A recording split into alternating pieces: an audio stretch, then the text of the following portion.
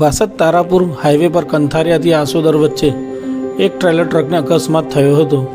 મોડી રાત્રે વડોદરાથી ગોંડલ જતી ટ્રેલર ટ્રક કંથારિયા પાસે અકસ્માત થયો હતો અને હાલમાં કંથારિયા પાસે રેલવે બ્રિજનું કામ ચાલુ હોવાથી રોડની સાઈડે મોટા પથ્થર મૂકેલા છે, જેથી ટ્રેલર ટ્રક પથ્થરમાં ભટકાતા પલટી મારી ગયું હતું અને ટ્રક ચાલકને મોટું નુકસાન થયું હતું।